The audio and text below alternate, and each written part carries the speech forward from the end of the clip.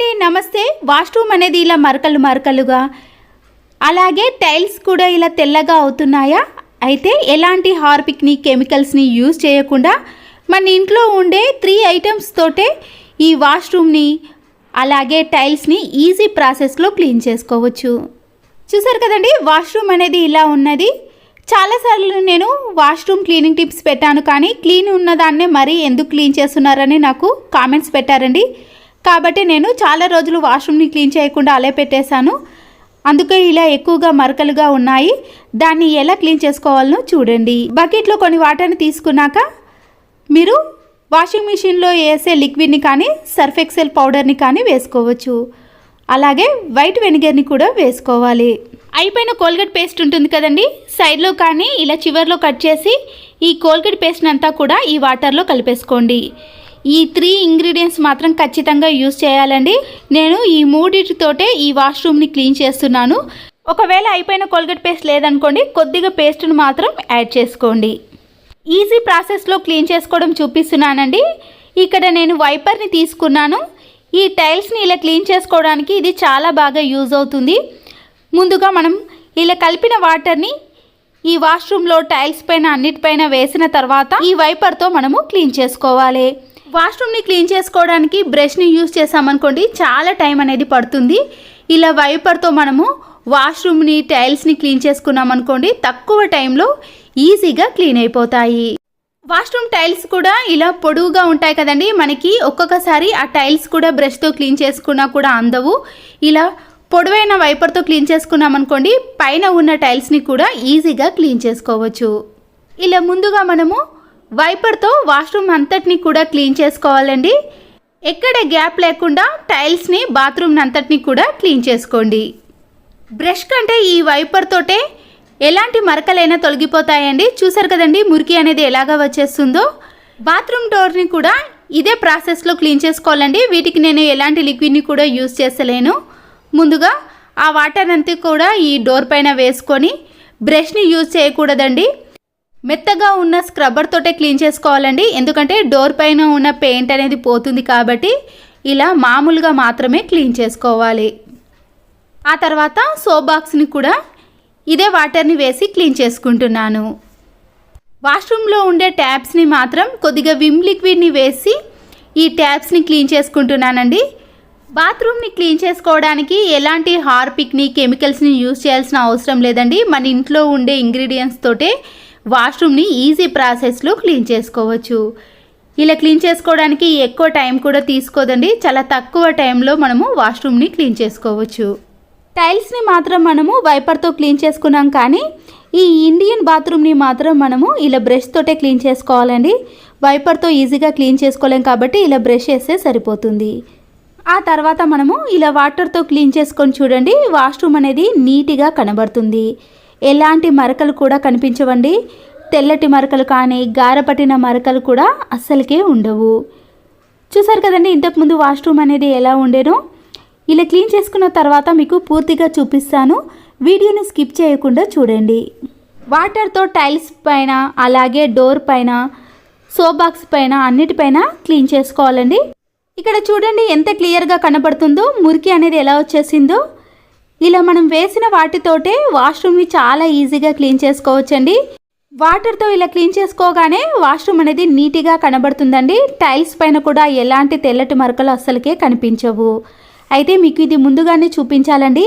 ఈ వైపర్తో వాష్రూమ్లో బూజు పడుతుంది కదండి, పైన మనము చైర్ కానీ ఏదైనా యూజ్ చేస్తేనే ఈ బూజును దులిపేసుకుంటాం. ఇలా వైపర్తో కూడా డైరెక్ట్గా మనము కింది నుంచే ఈ వాష్రూమ్లో ఉండే బూజును కూడా దులిపేసుకోవచ్చు.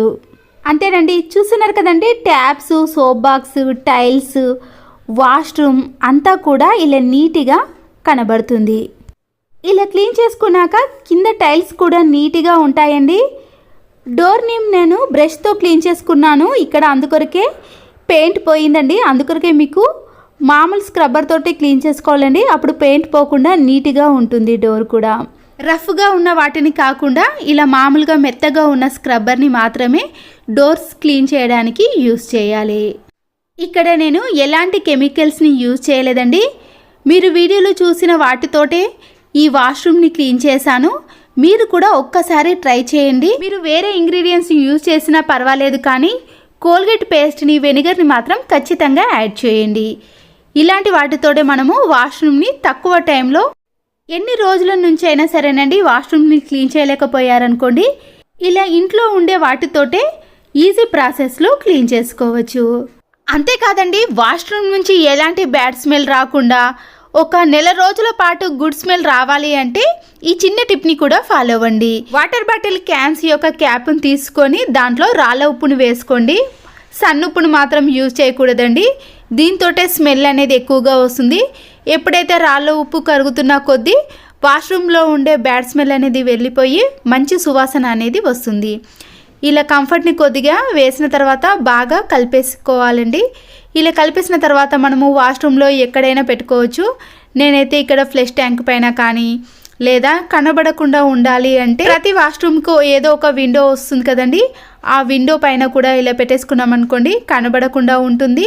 అంతేకాకుండా వాష్రూమ్ నుంచి కూడా మంచి స్మెల్ అనేది ఇలా ఎప్పటికీ వస్తూనే ఉంటుంది. రాళ్ళు ఉప్పు కరిగిన తర్వాత మళ్ళీ అది కంప్లీట్ అయిన తర్వాత మళ్ళీ దాంట్లో మనము రాళ్ళు ఉప్పును కొద్దిగా కంఫర్ట్ని వేసుకున్నాం అనుకోండి, ఇలా ఎప్పుడు కూడా వాష్రూమ్ నుంచి అనేది మంచి సువాసన కూడా వస్తూ ఉంటుంది. సోప్ అయిపోయిన వెంటనే మనము ఇలా సోప్ బాక్స్లో నుంచి సోప్ని తీసుకుంటాం, కానీ కవర్ని మాత్రం వేస్ట్ అని పడేస్తాం కదండి, ఆ కవర్ని కూడా మనము చాలా బాగా యూజ్ చేసుకోవచ్చు. ఇప్పుడు ఈ కవర్ని మనము వాష్రూమ్లో ఉండే టైల్స్కి డబుల్ గమ్ టేప్ని పెట్టి అతికించేసుకోవాలండి. ఇలా పెట్టిన సోప్ కవర్ని మనము చాలా రకాలుగా యూజ్ చేసుకోవచ్చండి. ఇందులో మనము షాంపూ ప్యాకెట్లను వేసి ఎప్పుడు కావాలంటే అప్పుడు షాంపూ ప్యాకెట్లను యూజ్ చేసుకోవడానికి కానీ, లేదా మనము తలస్నానం చేసిన తర్వాత షాంపూ ప్యాకెట్లను వాష్రూమ్లోనే పడేస్తాం కదండి, అలాంటి డస్ట్ని అంతా కూడా మనము ఇలా ఈ సోప్ బాక్స్లో కూడా వేసుకోవడానికి చాలా వీలుగా ఉంటుంది. దీనివల్ల వాష్రూమ్ కూడా చాలా నీట్గా కనబడుతుంది. కోల్గేట్ పేస్ట్ అయిపోయిందని పడేసాం కదా అండి, వీటిని అస్సలకే పడేయద్దండి. ఇలా అయిపోయిన కోల్గేట్ పేస్ట్ని తీసుకొని ఏదైనా పిన్నిస్తో కానీ నిడిల్తో ఇలా పై వైపున అలాగే కింది వైపున రెండు వైపులా కూడా మనము చిన్న చిన్న హోల్స్ అనేవి చేసుకోవాలి. ఇలా చేసుకోవడం వలన దాంట్లో నుంచి కొద్దిగా కోల్గేట్ పేస్ట్ అనేది బయటకి వస్తుంది. ఇప్పుడు మనము ఇలా తయారు చేసుకునే ఈ కోల్గేట్ పేస్ట్ని ఫ్లష్ ట్యాంక్లో వేసేయాలి. అయితే ఫ్లష్ ట్యాంక్లో మనము వాష్రూమ్ని క్లీన్ చేసిన తర్వాతనే వేసుకోవాలండి, అప్పుడే వాష్రూమ్ కూడా చాలా నీట్గా కనబడుతుంది. ఇలా ప్రతిసారి మనము ఫ్లష్ని ఆన్ చేసిన వెంటనే దాంట్లో ఉండే కోల్గేట్ పేస్ట్ అనేది ఇలా వాటర్లో కలిసిపోయి వాష్రూమ్ కూడా చాలా నీట్గా కనిపిస్తుందండి. ఇలా మనము ఎన్నిసార్లు ఫ్లష్ని ఆన్ చేసినా కూడా ఒక 2 వీక్స్ వరకు కూడా వాష్రూమ్ అనేది ఇలా నీట్గా క్లీన్గా కనబడుతుంది. ప్రతిరోజు క్లీన్ చేయాల్సిన పని కూడా ఉండదు. చూసారు కదండి, ఇలా వాష్రూమ్ని ఎప్పుడు కూడా చాలా నీట్గా క్లీన్గా ఉంచుకోవాలన్నా, మంచి స్మెల్ కూడా రావాలంటే ఈ చిన్న చిన్న టిప్స్ని ఫాలో అవ్వండి. మన ఇంట్లో ఎన్ని బాత్రూమ్లు ఉన్నా కూడా రుద్ది కడగాల్సిన పని లేకుండా ఈజీ ప్రాసెస్లో చాలా తక్కువ టైంలో ఈజీగా క్లీన్ చేసుకోండి. బాత్రూంలో కొన్ని హాట్ వాటర్ని వేసి హార్పిక్ని కూడా వేసుకున్నాక టిష్యూ పేపర్ని వేసేయండి. ఇలా చేయడం వలన బ్రష్తో మనము లోపల క్లీన్ చేయలేకపోతాం కదండి, దీనివల్ల పూర్తిగా క్లీన్ అయిపోతుంది. హాట్ వాటర్లో వెనిగర్ని వేసి ఇలా వాష్రూమ్లో ఉండే హోల్స్లో వేసామనుకోండి, ఎలాంటి బ్యాక్టీరియా అయినా పూర్తిగా చనిపోతుంది. ట్యాప్స్ పైన వాటర్ మరకలు సోప్ మరకలు పడి జిడ్డుగా తయారైతాయి కదండి, ఇలా హాఫ్ నిమ్మకాయని తీసుకొని దానిపై కొద్దిగా బేకింగ్ సోడాని వేసుకొని ఈ ట్యాప్స్ని క్లీన్ చేసుకున్నాం అనుకోండి, ఎలాంటి ట్యాప్స్ అయినా సరేనండి చాలా ఈజీగా క్లీన్ అయిపోతుంది. ఆ తర్వాత మనం వాటర్తో క్లీన్ చేసుకొని తప్పకుండా ఒక పొడి క్లాత్తో మాత్రం క్లీన్ చేసుకోవాలి. ఎందుకంటే మళ్ళీ ఆ మరకలు అనేవి రిపీట్ కాకుండా ఉండాలంటే ఇలా క్లాత్తో తుడిచిన వెంటనే కొబ్బరి నూనె ఉంటుంది కదండి, ఆ కొబ్బరి నూనెని తీసుకొని ఈ ట్యాప్స్ పైన అప్లై చేసామనుకోండి, 1 మంత్ వరకు కూడా మనము ట్యాప్స్ని క్లీన్ చేయాల్సిన పని కూడా ఉండదు. వాష్రూమ్ని క్లీన్ చేసుకోవడానికి ముందుగా ఒక ప్లాస్టిక్ బౌల్లో కొన్ని హాట్ వాటర్ని తీసుకొని వెనిగర్ని కూడా వేసుకోవాలి. 1 టీ స్పూన్ వరకు సాల్ట్ను, 2 టీ స్పూన్స్ వరకు బేకింగ్ సోడాను వేసుకోండి. హాఫ్ నిమ్మకాయ రసాన్ని కూడా ఇందులో వేసుకోవాలి. వాషింగ్ మిషన్లో వేసే లిక్విడ్ ఉంటుంది కదండి, ఏరియల్ కానీ సర్ఫేస్ లిక్విడ్ని ఈ బౌల్లోకి వేసుకొని ఇది పూర్తిగా కలిసేంత వరకు కలుపుకోండి. పాడైపోయిన ఒక టూత్ బ్రష్ని ఇలా క్యాండిల్ సహాయంతో వేడి చేయాలండి. అప్పుడు మనము వాష్రూమ్లో ఇలా క్లీన్ చేయని ప్లేస్లో కూడా ఇలాంటి బ్రష్తో క్లీన్ చేసుకోవచ్చు. ఇలాంటి చిన్న చిన్న ప్లేస్లో మనము బ్రష్తో క్లీన్ చేసుకోలేం కదండి, ఈజీగా క్లీన్ కావాలంటే ఇలాంటి టూత్ బ్రష్తో క్లీన్ చేసుకొని చూడండి, వాష్రూమ్ అనేది ఎక్కడ చూసినా కూడా చాలా నీట్గా కనబడుతుంది. ఆ తర్వాత వాష్రూమ్లో మనము ప్రిపేర్ చేసిన ఈ లిక్విడ్ని కొద్దిగా వేసుకుంటూ వాష్రూమ్ అంతటిని కూడా ఇలా క్లీన్ చేసుకోవాలి. వాష్రూమ్ని క్లీన్ చేసుకోవడానికి కెమికల్ లాంటి హార్పిక్స్ని యూజ్ చేయాల్సిన అవసరం లేదండి. ఇలా నేను చూపించినవన్నీ వేసి క్లీన్ చేసుకున్నారనుకోండి చాలా నీట్గా కనపడుతుంది. బ్రష్తో వాష్రూమ్ మొత్తాన్ని క్లీన్ చేసుకుంటాం కానీ లోపల క్లీన్ చేయలేకపోతాం కదా. ఇలా వాటర్ బాటిల్ని కట్ చేసుకొని మాప్ స్టిక్కి పెట్టేసి మనము క్లీన్ చేయని ప్లేస్లో దీంతో క్లీన్ చేసుకున్నాం అనుకోండి వాష్రూమ్ లోపల కూడా పూర్తిగా క్లీన్ అయిపోతుంది. అక్కడి నుంచి కూడా ఎలాంటి బ్యాడ్ స్మెల్ లేకుండా వాష్రూమ్ అనేది చాలా నీట్గా కనబడుతుంది. చూస్తున్నారు కదండి లోపల కూడా ఎంత బాగా క్లీన్ అయిపోయిందో. ఇలా బ్రష్తో క్లీన్ చేయనప్పుడు ఇలా వాటర్ బాటిల్ సహాయంతో కూడా క్లీన్ చేసుకోవచ్చు. వెస్టర్న్ టాయిలెట్ని క్లీన్ చేసుకున్నాం కదండి. ఆ తర్వాత మనము ఇలా లిక్విడ్ని కొద్దిగా వేసుకొని టైల్స్ ఉంటాయి కదండి ఈ వాష్రూమ్ టైల్స్ని కూడా ఇలా క్లీన్ చేసుకోవాలి. ఇదే లిక్విడ్ని బ్రష్ పైన కానీ స్క్రబ్బర్ పైన వేసుకొని ఇలా వాష్ బేసిన్ని కూడా క్లీన్ చేసుకొని చూడండి. వాష్రూమ్లో ఉండే వాటన్నిటిని కూడా ఈ లిక్విడ్తో క్లీన్ చేసుకుంటే చాలా నీట్గా కనబడతాయి. వాష్రూమ్ డోర్ చూసారు కదండి సోప్ మరకలు వాటర్ మరకలు పడి జిడ్డుగా తయారైంది కదా. మనం తయారు చేసిన లిక్విడ్ని హాట్ వాటర్లో వేసి ఈ డోర్ పైన వేసిన తర్వాత మామూలు స్క్రబ్బర్తో క్లీన్ చేసుకోవాలండి. స్టీల్ స్క్రబ్బర్ని కానీ బ్రష్తో క్లీన్ చేసుకున్నాం అనుకోండి డోర్ పైన ఉన్న పెయింట్ అనేది పోతుంది. కాబట్టి మీరు మామూలుగానే ఈ లిక్విడ్తో క్లీన్ చేసుకున్నా కూడా జిడ్డు మరకలు అనేవి తొలగిపోతాయి. మిగిలిన లిక్విడ్ని ఈ హాట్ వాటర్లో కలిపేసి ఆ తర్వాత మనము వాష్రూమ్ యొక్క మొత్తం టైల్స్ని అన్నిటినీ కూడా క్లీన్ చేసుకోవాలి. ఇలా బ్రష్తో క్లీన్ చేసుకున్న తర్వాత వాటర్తో క్లీన్ చేసుకొని చూడండి ఎలాంటి మరకలైనా ఇట్టే తొలగిపోతాయి. ఈ లిక్విడ్ని మన ఇంట్లో ఉండే వాటర్తోటే ప్రిపేర్ చేసుకోవచ్చండి.